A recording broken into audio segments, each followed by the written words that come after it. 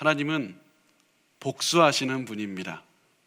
하나님은 복수하시는 분입니다. 우린 이렇게 생각합니다. 어떻게 거룩하시고 위대하신 하나님께서 복수 같은 것을 할 수가 있겠는가? 하나님이 복수를 하기에는 너무 위대하시고 또 복수는 치졸한 사람들이나 하는 그런 짓이라고 생각을 합니다. 그래서 하나님은 복수하지 않는다고 생각을 하지만 하나님께서는 복수를 하시는 분이라고 성경은 말씀을 하고 있습니다. 우리가 하나님은 복수할 수 없다고 생각하는 그 이유가 무엇이냐면 성경이 말하는 복수와 우리가 생각하는 복수가 다르기 때문입니다. 하나님께서 하시는 복수는 우리가 하나님을 서운하게 했다고 하나님께서 화를 내신다, 그런 의미가 아닙니다.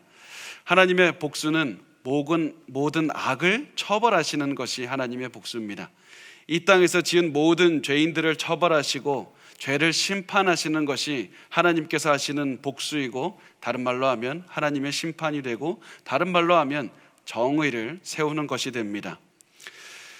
그렇다면 우리가 이 모든 사람이 죄인이었는데 어떻게 하면 하나님의 복수, 하나님의 심판을 피할 수 있을까? 그 방법은 우리가 예수 그리스도의 십자가를 믿는 방법밖에 없습니다.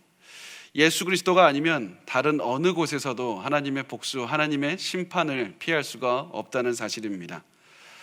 오늘 우리가 요한계시록 6장 9절에서 17절 말씀을 나누게 될 텐데, 여기에서 가장 중요한 것이 바로 하나님의 복수입니다. 하나님께서 심판하시는 장면을 보게 됩니다. 지금 오늘 지난 시간까지 보면 본문에서 어떤 것이 있었냐면 7인을 두루마리가 7인이 덮여 있었고, 그 두루마리를 덮은 봉인 7개 중에 첫 번째에서 4번째 인까지를 떼는 장면을 봤습니다. 인을 하나씩 뗄 때마다 말탄 자가 나와서 세상에 전쟁을 주는 것을 보았습니다. 이제 하나님의 복수의 장면이 이제 9절부터 시작이 되는데, 5번째 인을 떼게 됩니다. 그런데 5번째 인은 정말 장면이 전혀 새로운 것으로 바뀌게 됩니다. 하나님의 말씀을 위해서 살다가 죽은 자들의 외침이 들려오기 시작하는 겁니다. 우리 요한계시록 6장 9절 말씀 우리 같이 읽겠습니다. 시작. 5째 인을 떼실 때에 내가 보니 하나님의 말씀과 그들이 가진 증거로 말미암아 죽임을 당한 영혼들이 제단 아래에 있어. 하나님의 말씀을 지키고 전하면서 순종하며 살다가 순교한 영혼들이, 성도들의 영혼들이 외칩니다. 하나님, 이 모든 정의를 실현해 주십시오. 그런데 성도들이 어디에 있습니까? 하나님의 제단 아래에 있다고 말합니다. 자, 제단이 어딘지 아십니까? 희생제사를 드리는 곳입니다. 왜 희생제사를 드리는 곳에 있습니까? 그 이유는 성도들의 죽음을 하나님께서 희생제사로 받으셨다는 사실입니다. 하나님께서 그냥 이들이 죽은 것을 내버려 두고 아무런 사용 가치도 없이 두는 것이 아니라 이들이 죽었을 때 그것을 희생제사로 받으셔서 기쁨으로 그 향을 흠향하셨다는 겁니다. 그래서 이들이 제단 아래에 있는 자리에 위치하게 됩니다. 성도들을 억압했던 그 사람들, 그래서 성도들을 죽였던 사람들은 자기들이 성도들을 죽임으로써 이겼다고 생각했지만 결코 그런 것이 아니었습니다. 성도들은 영혼은 여전히 하나님 앞에서 정의를 이뤄달라고, 억울하게 죽었다고 말을 하고 있습니다. 그런데 여기서 우리가 한 가지 더 유념할 사항이 있는데요, 그게 뭐냐면 순교자들, 여기서 말하는 순교자들은 실제로 복음을 전하다가 처형당하거나 사형당하거나 살해당한 그런 사람들을 포함하지만 더 많은 사람들도 포함한다는 사실입니다. 순교자들 중에서는 그리스도의 진리를 위해서 세상에서 살다가 죽어간 그런 사람들도 포함합니다. 예를 들면 복음 때문에 내가 예수 그리스도의 복음을 받아들이니까 생명이 중요하다, 그래서 낙태를 반대하다가 어느 곳에서는 어떤 사람은 박해를 받다가 순교하기도 하고요, 어떤 사람은 하나님을 믿기 때문에 인신매매를 막다가 결국에서는 큰 사건에 휘말려서 죽게도 됩니다. 이런 사람들도 하나님의 말씀을 가지고 살다가 죽은 사람들도 포함이 됩니다. 조금만 더 범위를 넓혀볼까요? 어떤 사람까지 이 순교자들의 목소리에 포함이 되냐면 모든 성도들이 포함이 되게 됩니다. 모든 교회, 모든 성도가 복음을 전하기 위해서 살다가 복음대로 살다가 박해를 받고 그 중에 일부분은 죽고 그 중에 일부분은 끝까지 살다가 결국에서는 생을 마감하게 됩니다. 그래서 예수 그리스도를 위해서 살다가 죽은 모든 성도가 삶에서 억울한 그런 부당한 삶을 누렸기 때문에 이 모든 사람이 하나님께 완벽한 정의를 이루어 주십시오, 완벽한 정의가 언제 일어납니까? 그러면서 하나님께 탄원하고 있는 겁니다. 그래서 그 하나님의 심판이 이루어지는 그날, 하나님의 정의가 이루어지는 그날을 바라보면서 그날을 빨리 달라고 기도하고 있습니다. 그래서 성도들이 이렇게 외칩니다. 요한계시록 6장 10절 말씀 우리 같이 읽겠습니다. 시작. 큰 소리로 불러 이르되 거룩하고 참되신 대주제여, 땅에 거하는 자들을 심판하여 우리 피를 갚아주지 아니하시기를 어느 때까지 하시려 하나이까 하니. 이 사람들이 그래서 하나님 심판해 주십시오, 복수해 주십시오, 이런 말은 잘못되고 죄가 있는 것이 아니라 하나님의 정의를 실현해 달라는 그런 말이었습니다. 자, 우리가 그런데 6장 10절의 말씀을 잘 보면 우리가 잘 기억해야 되는 것이 무엇이냐면, 하나님께서는 복음을 위해서 살다가 죽은 사람들을 기뻐한다는 사실입니다. 우리가 세상에 손가락질을 받으면서 전도를 해도 그것을 바라보고 즐거워하시고, 정의를 실천하며 살아가는 것을 즐거워하시고, 때로는 우리 앞에 박해가 있다 할지라도 두려워하지 아니하고 끝까지 하나님의 말씀대로 살아가는 것을 즐거워하십니다. 이것을 반드시 기억하십시오. 우리 앞에 고난이 있다고 할지라도 절대로 굴복하지 말고 끝까지 복음을 전하시고, 그것이 때로는 순교의 길에 이르게 한다 할지라도 두려워하지 마십시오. 하나님이 기뻐하고 있습니다. 이 사람들이, 그런 하나님께서 기뻐하는 사람들이 하나님께 기도하고 있는 것이 정의의 시련, 하나님 악한 자들을 심판하여 주십시오, 하나님이 내리시는 심판, 정의의 시련을 계속해서 기도하고 있고, 하나님께서는 정의를 반드시 실천하십니다.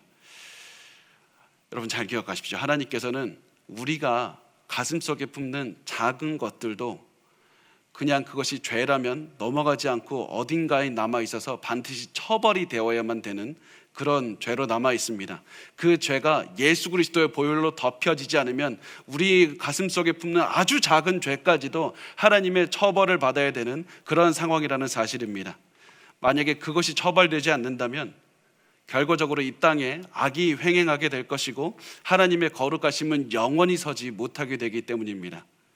자, 근데 이런 사람들에게 하나님께서 이렇게 약속하십니다. 11절 말씀을 우리 같이 읽겠습니다. 시작.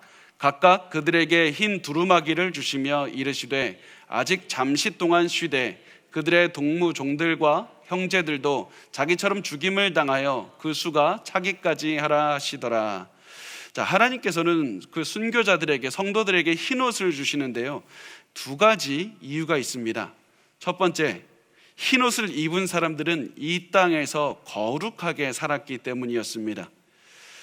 이 땅에서 거룩하게 살았기 때문에 그 증표로 흰옷을 주셨습니다. 그런데 더 중요한 한 가지, 이 흰옷을 주신 두 번째 이유가 무엇이냐면, 흰옷을 입는다는 것은 내가 하나님께 속했다는 의미가 되기 때문입니다. 나는 하나님의 소유이기 때문에 하나님께서 흰옷을 주시면서 이 흰 옷을 가지고 입은 자들은 나의 소유다, 이렇게 말씀하시는 겁니다.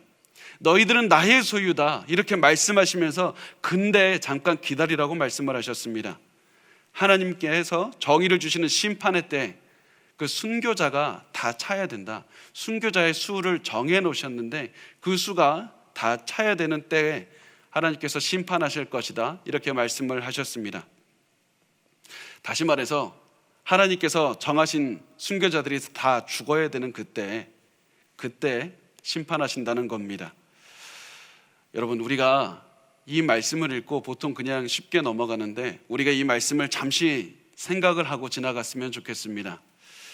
여러분, 많은 사람들이 지금까지 순교했습니다. 그리고 하나님께서 순교하는 사람들이 더 많이 채워져야지 이 예수님의 재림의 때 심판의 때가 온다고 하셨습니다. 그러면 나머지 순교자들은 어디서 나옵니까?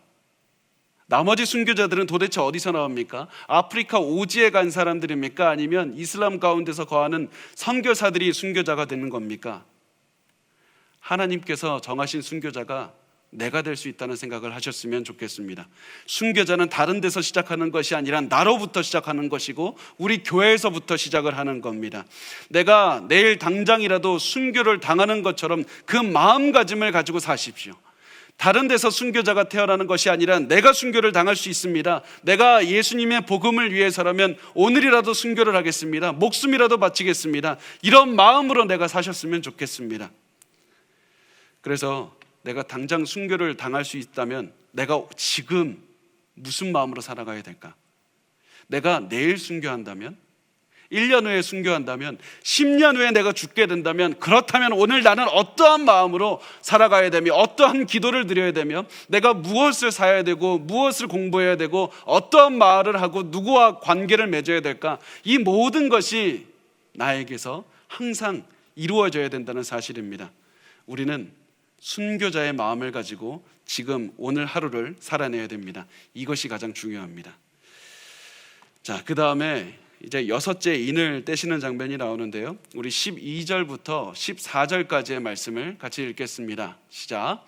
내가 보니 여섯째 인을 떼실 때 큰 지진이 나며 해가 검은 털로 짠 상복같이 검어지고 달은 온통 피같이 되며 하늘의 별들이 무화과 나무가 대풍에 흔들려 설익은 열매가 떨어지는 것 같이 땅에 떨어지며 하늘은 두루마리가 말리는 것 같이 떠나가고 각 산과 섬이 제 자리에서 옮겨지매. 자, 이것은 이제 세상의 마지막이 왔다는 징조를 보여주고 있는 장면입니다. 그런데요, 이것이 사도 요한이 본대로 썼겠지만 그 본대로 써도 사도 요한은 구약 성경을 굉장히 잘 아는 사람이었습니다. 탁월한 구약 성경의 학자였습니다. 이 사람이 이 자기가 보는 장면을 기록하는데 구약 성경을 인용해서 기록하고 있습니다. 많은 부분들을 인용하는데 어떤 부분을 인용하냐면 구약에서 하나님께서 선지자들을 통해서 하나님을 믿지 않는 이 백성을 이렇게 심판하리라, 저 백성을 이렇게 심판하리라, 이렇게 심판하시는 역사적으로 이루어진 그 장면을 가지고 와서 세상의 마지막 때에 그 장면을 기록하고 있는 겁니다. 예를 들면 한번 제가 예를 들어 보겠습니다. 애굽의 마지막에 대해서 예언하면서 에스겔 선지자가 이렇게 말했습니다. 에스겔서 32장 7절에 보면 이런 말씀이 있습니다. 내가 너를 불 끄듯 할 때 하늘을 가리어 별을 어둡게 하며 해를 구름으로 가리며 달이 빛을 내지 못하게 할 것이며, 일부러 에스겔서에 있는 말씀도 인용해서 자기가 지금 보고 있는 장면, 세상의 종말을 그리고 있는 겁니다. 자, 그러면 우리가 여기에서 생각해야 되는 것이 무엇이냐면, 왜 하필 하나님께서는 역사에 일어났던 그 심판의 장면을 인용해서 세상의 마지막에 심판을 기록하게 하셨을까요? 과거에 하나님을 거부한 나라들을 심판하실 때 사용했던 그 예언들, 그것들을 굳이 사용해서 왜 최종 종말에 관해서 설명을 하십니까? 그 이유가 무엇이냐면 역사에 일어나는 일들을 통해서 우리가 깨닫기를 원하시기 때문입니다. 역사에 일어나는 일들을 보면서 우리가 기억해야 되는 것은, 하나님의 심판이 가까이 왔다, 하나님의 마지막 날이 가까이 왔다, 예수님의 재림의 때가 가까이 왔다, 그것을 계속해서 기억하고 깨어있기를 원하셨기 때문입니다. 그래서 하나님께서는 과거에 있던 일들, 그 구약 성경에 있는 일들을 보여주시면서 아직도 하나님을 믿지 않는 자들이 있다면 회개하라, 조금 있으면 예수의 재림이 오신다, 조금 있으면 세상에 심판하시는 날이 온다, 이것을 깨닫기를 원하셨고, 또 우리 예수님을 믿는 사람들은 이 장면을 보면서 우리 세상에 일어나는 모든 일들을 바라보면서 하나님의 때가 가까이 왔다, 심판의 때가 가까이 왔다는 것을 기억하고 항상 대비해서 살기를 원하시기 때문입니다. 여러분, 우리가 그런 마음으로, 마지막 때가 가까이 왔다는 마음으로 내가 순교자가 될 수 있다는 그런 마음으로 사시길 바랍니다. 자, 그래서 이제 실제로 마지막 때에는 어떠한 일들이 일어나는가? 자, 그래서 이 말씀에 쓰여진 하늘의 두루마리처럼 이제 말리고 이런 것들이 실제로 그 말 그대로 이루어진다는 그런 말이라기보다는 어떤 의미냐면 세상의 자연 질서가 다 무너진다는 의미로 보시면 되겠습니다. 세상을 유지하고 있던 자연 질서가 무너지면 어떠한 일이 벌어집니까? 이 땅에 살고 있는 생명체들이 살기가 굉장히 어려워집니다. 그때 비로소 역사의 끝이 오는 것이고 그때 비로소 종말이 오는 겁니다. 그러면서 우리가 오늘날에도 자연 질서가 무너지고 지진이 오고 그런 여러 가지 것들을 보면서 조금 있으면 종말이 오겠구나, 조금 있으면 예수님이 오신다, 이 마음으로 살아갈 수가 있는 겁니다. 자, 우리 마지막으로 요한계시록 6장 15절에서 17절까지 말씀을 같이 읽겠습니다. 시작. 땅의 임금들과 왕족들과 장군들과 부자들과 강한 자들과 모든 종과 자유인이 굴과 산들의 바위 틈에 숨어 산들과 바위에게 말하되 우리 위에 떨어져 보좌에 앉으신 이의 얼굴에서와 그 어린 양의 진노에서 우리를 가리라. 그들의 진노의 큰 날이 이르렀으니 누가 능히 서리요 하더라. 자, 이 심판이 하나님의 심판이 내리는데 지금 이 말씀을 잘 보면 전 우주적인 심판이 와서 단 한 사람도 피할 수가 없다는 것을 말씀을 하고 있습니다. 심판의 대상이 누가 됩니까? 왕위로부터 종들까지, 권력이 있는 자들로부터 권력이 없는 자들까지 모든 사람들이 다 심판의 대상이 되는 겁니다. 지금까지 권력이 있었던 사람들, 돈이 있었던 사람들은 세상 살면서 모든 어려움으로부터 자기를 지켜낼 수가 있었습니다. 그런데 하나님의 심판으로부터는 절대로 지킬 수가 없습니다. 하나님의 심판대 앞에서는 그 어떠한 것도 자기를 지켜줄 수가 없습니다. 이 사실을 깨달은 권력자들은 다른 모든 종들과 함께 산에 있는 바위나 굴 속으로 가서 숨을 뿐입니다. 그런데 이들이 깨닫게 되는 게 뭐냐면 거기서도 하나님을 피해 숨을 수가 없구나. 내가 내 권력과 내 돈으로도 하나님을 피해서 숨을 수가 없었는데 내가 세상 어디를 가도 하나님을 피할 수가 없다. 이들이 그것을 깨닫게 되는 순간 뭐라고 얘기하냐면 차라리 산들과 바위들에게 내 위로 제발 무너져 버려라. 그래서 나를 좀 죽게 해줘라. 내가 차라리 죽겠다. 그래서 내가 하나님과 마주하지 않도록 차라리 나에게 죽음을 달라고, 죽음을 갈망하면서 이렇게 이야기를 한다고 그렇게 말을 하고 있습니다. 하나님과 어린 양 앞에 서는 것이 너무나도 큰 두려움이 될 것이라는 사실입니다. 자, 여기서 우리가 한 가지 중요한 부분이 있는데 그게 뭐냐면 16절에 보면 보좌에 앉으신 이의 얼굴에서와 그 어린 양의 진노에서 우리를 가리리라, 이렇게 말씀을 합니다. 자, 보좌에 앉으신 이가 누구냐면 하나님이고 어린 양은 예수 그리스도를 말씀합니다. 이 두 분이 진노하고 있다. 그리고 하나님과 그 예수 그리스도와 같이 있는 것을 보여주고 있습니다. 여기서 우리가 세 가지를 반드시 기억하시기 바랍니다. 세 가지. 첫 번째, 하나님 아버지와 예수 그리스도는 동등한 분입니다. 예수님과 하나님이 마지막에 심판하실 때 동등한 역할을 하신다는 것을 기억하십시오. 두 번째, 어린 양이 진노한다고 말씀을 합니다.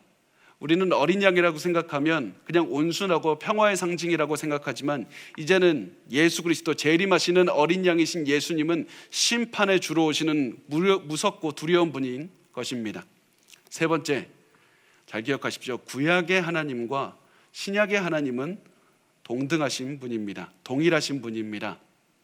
제가 이 말씀을 왜 드리냐면 많은 사람이 이렇게 말합니다. 구약의 하나님을 보면 참 무섭고 그리고 괴팍하고 분노하는 그런 신 같지만 신약의 하나님은 굉장히 사랑스럽고 온유하고 인자가 많으신 분 같다. 그래서 신약과 구약은 하나님이 다른 분이다. 그래서 어떤 분들은 구약을 거절하고 신약만 믿기도 하고 어떤 분들은 신약은 거절하고 구약만 믿기도 합니다. 그렇지 않습니다. 이 말씀을 보면 그 주장이 틀렸다는 것을 알 수가 있지 않습니까? 구약과 신약 모두에서 하나님은 죄에 대해서는 분노하시는 분이고 세상을 존재하는 악에 대해서 심판하시는 분이지만 하나님을 믿는 자들에게는 자비와 은혜가 많으신 하나님이라는 사실입니다. 이것을 반드시 기억하십시오. 하나님과 예수님은 동등하신 분입니다. 자, 우리가 지금 이제 종말에 대해서 나눴는데 우리가 이 미래의 오늘날에 대해서 왜 굳이 성경이 말씀을 하고 있는지 한번 생각을 하면서 결론을 내리겠습니다. 왜 굳이 그냥 심판 내리면 되지 않습니까? 언젠가 예수님 곧 오실 거다, 도둑같이 오실 거다, 그냥 그때 기억하고 살라, 이렇게 말씀하시면 되는데 봉인을 하나 뗄 때 전쟁이 일어나고 봉인 하나 떼고 봉인이 계속해서 하나씩 뗄 때 무슨 조짐이 일어나는지 왜 말씀을 하십니까? 그 이유는 그 날이 아직 오지 않았다. 아직 시간은 있다. 마지막 날을 보면서 이 날을 대비하라. 이것을 말씀하시길 때문입니다. 하나님께서는 이 말씀을 보여주면서 내가 이것을 볼 때 마지막에 가까이 왔다라는 것을 깨닫기를 원하셨고, 그래서 우리가 더욱더 대비하면서 심판의 날에 대비하면서 살기를 원하셨던 겁니다. 그래서 요한계시록 6장을 볼 때 그냥 우리가 또 다른 정보를 얻는 것에서 그치는 것이 아니라 요한계시록 6장을 읽으면서 계속 스스로 질문해야 됩니다. 나는 심판의 날에 대한 대비가 되어 있는가? 심판의 날을 대한 예수 그리스도의 얼굴을 볼 대비가 되어 있는가? 심판의 날에는 여러분을 지켜줄 수 있는 것이 아무것도 없습니다. 우리를 지켜줄 수 있는 것은 그리스도의 십자가밖에 없습니다.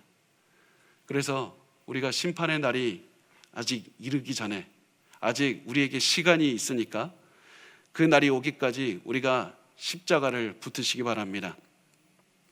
그 날이 오기까지 지금 이 땅에서 지금 이 순간에 무엇을 하고 어떻게 사느냐가 가장 중요합니다. 그 날이 오기까지 아직 여러분 마음에 확신이 없습니까? 예수 그리스도에 대한 확신이 없습니까? 그러면 우리의 삶을 바꾸시고 회개하시고 예수 그리스도의 십자가를 굳건하게 믿으십시오. 그리고 주변에 예수를 믿지 않는 사람이 있다면 그들에게 절박한 마음으로 복음을 전하셨으면 좋겠습니다. 우리가 계속해서 나누는 이 요한계시록 6장을 보여주면서 읽어주면서 이런 날이 다가올 것이다, 그러면서 계속해서 예수의 심판에 대해서 설명하시고 복음을 전하시기 바랍니다. 하나님의 그 심판, 하나님의 진노로부터 피할 수 있는 유일한 길은 예수 그리스도의 십자가밖에 없기 때문입니다. 여러분, 제가 이 말씀을 준비하면서 계속해서 제 마음에 이것이 떠올랐습니다. 우리에게는 아직 시간이 있습니다. 우리는 과거는 바꿀 수 없습니다. 그렇지만 우리에게는 예수님의 심판이 언제 올지 모르지만 그때까지 미래는 아직 남아있고 우리는 그 남은 시간 미래는 바꿀 수가 있습니다. 여러분의 미래를 예수 그리스도의 십자가를 위한 삶으로 가득 채우시기 바랍니다. 우리가 지금 할 수 있는 것은 그 미래를 바라보면서 순교자의 마음으로 오늘을 살아내는 것, 그거밖에 없습니다. 그 예수의 십자가를 바라보면서 오늘 하루를 살아가셨으면 좋겠습니다.